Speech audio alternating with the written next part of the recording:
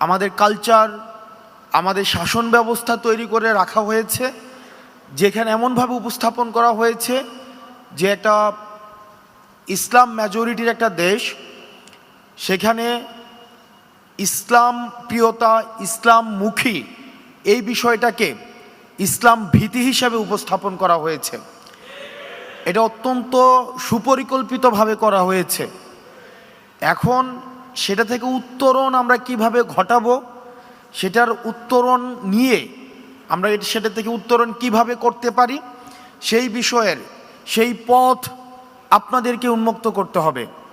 আপনারা এখানে যারা এই বিষয়ে অভিজ্ঞ রয়েছেন, এটির পথ আপনাদেরকে উন্মুক্ত করতে হবে এবং আমাদেরকে দেখাতে হবে যে এই পথে হাঁটলে ইসলাম নিয়ে যে এই ধরনের বিভ্রান্তিকর তথ্য রাষ্ট্র ব্যবস্থায়, সমাজ ব্যবস্থায়, আমাদের কালচারাল অঙ্গনে, আমাদের সুশীল সমাজে যে ভয়টা রয়েছে, সেই ভয়টা কাটানোর জন্য আমাদেরকে পদক্ষেপ নিতে হবে।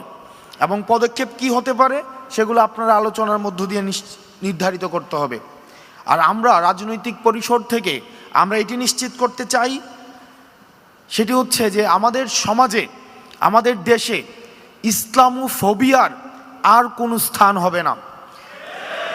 একই সাথে সাথে অতীতে আমরা যেটি দেখেছি যে আমাদের দাড়ি টুপিওয়ালা যারা আছে, আমাদের ইসলামী অঙ্গনের যে মানুষগুলো আছে, তাদেরকে নিয়ে একটা দীর্ঘ সময় হাসিনা এই ফেসিবাদের সময় জঙ্গি নাটকের বিভিন্ন নাটক মঞ্চস্থ করেছে।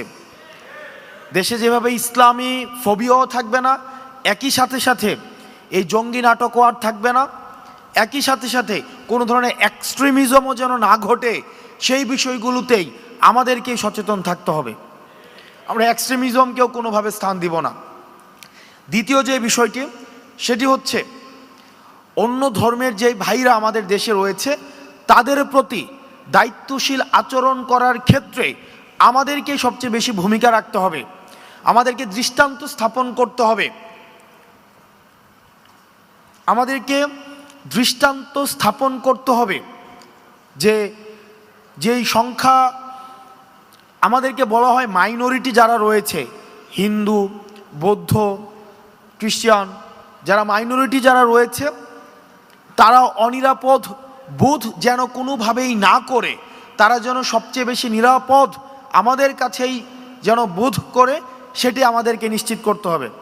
আমরা বলতে চাই, বাংলাদেশ ধর্মের ভিত্তিতে মাইনরিটি নয়, বরং বাংলাদেশ বিরোধী যারা, তারাই হচ্ছে মাইনরিটি। আপনারা ভালো থাকবেন, সুস্থ থাকবেন, আমাদের দেশটা যেন ভালো থাকে, আমাদের জন্য সার্বিক কল্যাণ হয়, আল্লাহ যেন আমাদেরকে সবাইকে ভালো রাখে, সেই দোয়া আপনাদের কাছে চাচ্ছি।